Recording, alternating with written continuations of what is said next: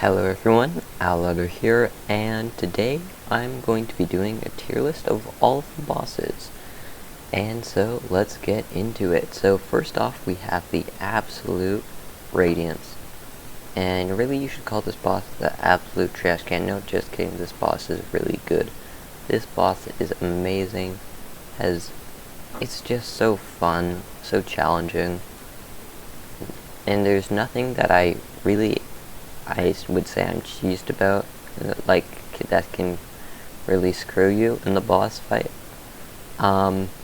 It's so fun, all of the attacks are really unique, and it doesn't play like any other boss, but unlike some bosses in this game, it's a unique in a really, really good way, but still is relevant to, like, pretty much the rest of the game, and also is very important in this, is a very relevant, important boss. Alright, next up, I don't know, Brooding Maw, okay, yeah. I think this is alphabetical, so I think this is the Broken Vessel. And so, I'm actually going to put this boss in good. And, I think its Dream Boss version's a lot better. The main problem I have with it is, I feel like it's pretty rare that you get to it at the right time. A lot of the time it's either going to be too easy, because basically you get there too late in the game, where you already have enough nail upgrades that you can kill it pretty fast, pretty easily, or you get there too late, and, did I say too early before? I meant too late or too early, where it can be too hard. And also I think the attack where it makes a ring around it is really hard and not great. Alright, so now we would have the Brooding Moloch, and it can go into kind of bad. So it's just a pretty boring boss. It can be kind of dumb earlier in the game if you try and do it, so that's why it goes there. Oron Matto, pretty great boss. Pretty simple boss, but an effective boss as the first Pantheon one. This can also go into bad, just because it doesn't have really anything interesting about it, other than the fact it's guarding a bench. I'm gonna say the Dung Defender is good, because the thing is, it's way too easy a lot of the time, because if you have a Descending Dark, or whatever knocks him out of the ground, D-Dive as well, Desolate Dive, I think that also works. He just is pretty easy. Elder Who, very average boss, mostly just boring. Although it is, if you don't have your Shadow Dash, it can be a little more fun. This boss, Enraged Guardian, same thing as that one, so it's going in the same tier. Failed Champion, I would say, is pretty average. A lot of its difficulty is more that you can't really react fast enough to deal with it, so I don't think it actually becomes a good boss. And then Failed Champion is just super easy, even the first time you do it. It's legit probably easier than those big guys with clubs, and so, and a lot of the time you will fight the one on your way to that guy, so you probably won't be dying to this guy, so that's why he's going into average, but he's basically a tutorial boss, so we can't really put him below average. Kind of bad. The reason why these aren't going further down is because they're easy. So, bad design, but to be really bad, they also have to be hard, because they have to be bad, but also but also hard enough that it actually affects you. Because if a boss has terrible design but is so easy that you run it over, that it doesn't really matter if it has bad or good design. So that's why I'm putting things like this. Alright, so now we have Galleon. Galleon's a very solid boss, actually, and I quite like it. I think it'll go into good. God Tamer.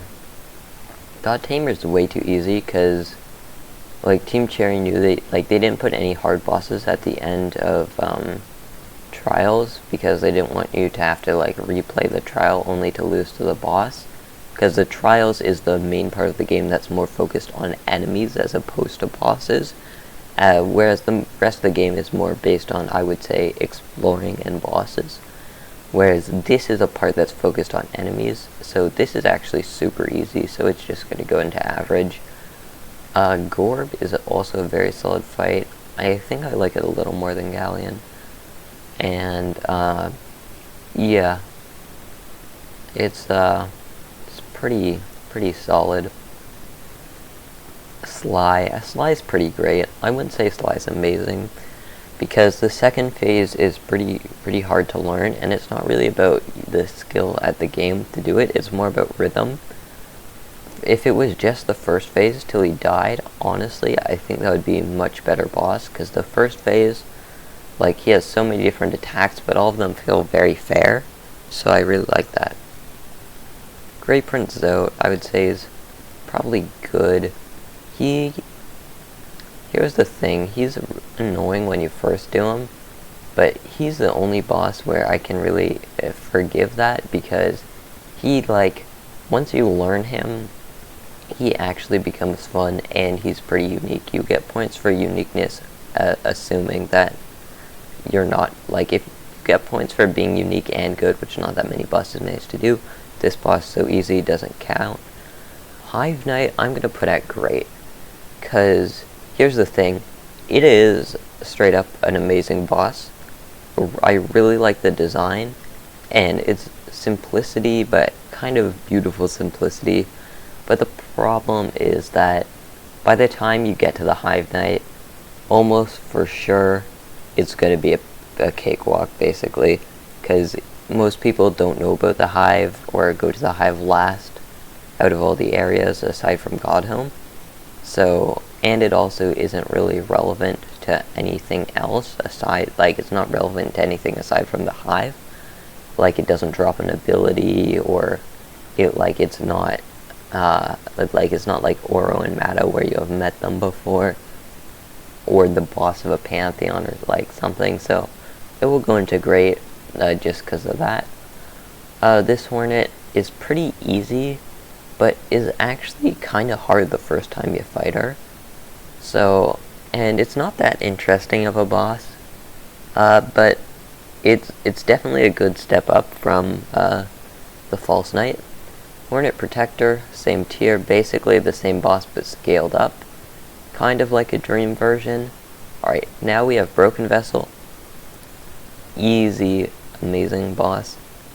Like, this boss just feels so clean. It cut the one part that was annoying about the other one. And it's a really good, basically, showcase of spells, because you get to fight it with, because of all the little soul orbs, and this one makes you rely less on healing. It's just such a good boss. It feels really nice to fight, and it also again feels really fair, and also pretty unique too, which not too pretty unique for a sword fighter. I really like this boss. Next up, Mantis Lords. I don't think I need to say much about them. S tier boss. Pretty hard when you first fight them, when you're bad at the game and just try and do them. And the flavor behind them is so damn good. How when you beat them, all the mantises respect you, and how they're just sitting atop their thrones waiting for challengers. Super cool stuff. Alright, Markoth is... I want to put him in really bad, but his mechanics aren't actually that bad. It's more just that his mechanics are slightly bad, and that's magnified so much by, I think he has to go in really bad. Base game, I would say he's kind of bad, but in Pantheons, I would say he's really bad for sure. Also, he comes right before Zote, and and in terms of difficulty curve, he's way too hard to do on Radiant difficulty, and it just feels like a very gimmicky boss, which I don't like. Another one here, Marmu. Now, this boss isn't actually that hard, so by my rules it should probably be in the bad category. But I just hate Marmu so much that he gets an exception to go into really bad. Also, he's so hard to do on Radiant, and playing him doesn't feel like playing Hollow Knight. Alright, next up, Moss Charger. Another boring, easy one. Nightmare King Graham. I mean, it's pretty obvious, just an average, amazing boss. And so fun, so challenging. A lot of the endgame bosses, except for one, as you'll see, are really good in this game, which is what I think is great. No Eyes, just really annoying and takes pretty long. Nosk is actually a bad boss because it's actually very possible to lose to Nosk. Like, it's not that easy. Actually, Nosk can go into really bad.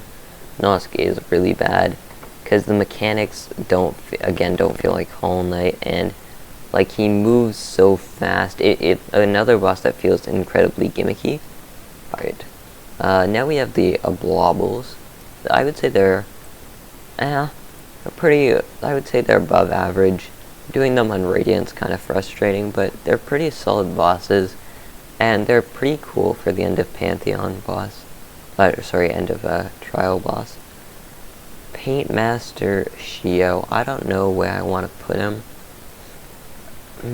I think I'm going to put him here. He is pretty cool. I do like him. Pure Vessel, straight up bad boss. It's not really bad, even though it is hard. Like, here's the thing with Pure Vessel. It doesn't have that many things that are super annoying about it, but my expectations for Pure Vessel after having fought bosses like NKG and the normal Radiant Zoo, where is up next, so I might as well just throw him up here, was very high on Pure Vessel, and he let me down for sure. First of all, his Tendrils attack is like 100 times harder than his other attacks, especially when you first meet it. Second of all, when he does his like dagger stab thing into the ground, his legs are the same color as the background, so if you go in for damage there, sometimes you can get hit without noticing it. Sometimes his head falls way farther forward when he staggers, so you can get damaged by that, which is about the dumbest thing in the world. And yeah, it's a very tilting boss. Also, anything below here is very tilting to lose to these four. Also, the most overrated boss, which kind of makes me want to move him to really bad because a lot of people think he's amazing. And well, okay, on to Sisters of Battle. Another great boss, great example of what a boss upgrade should be, because right here, this boss, it has the same mechanics as Mantis Lords, but works great for endgame. Feels so nice to get into the rhythm with de-darking against them. Really nice boss. Alright, so now we have the Soul people. I forget their exact names, so I don't know which one's the dream version. I think this one is. Normal one, I wouldn't really call it great. I'd put it in good. Yeah, but this boss actually is great for sure, because it holds up in the end game, like doing it on Radiant. Like, you're not going to die to it. The main thing that keeps this boss out of amazing and this one out of great is I took them both down a notch for basically being having a huge difficulty spike when you play them normal game, because the second phase is basically 1,000 times harder, because in the first phase you have like a million opportunities to heal because of the like spinning rotation balls thing. You can just like jump through that and or even tank through that, and you can heal so much. So if you have either double heal or grub song by that point, it's just so easy. So that brings him down a bit. Soul Warrior, bad boss. This was so hard when I first tried to do it.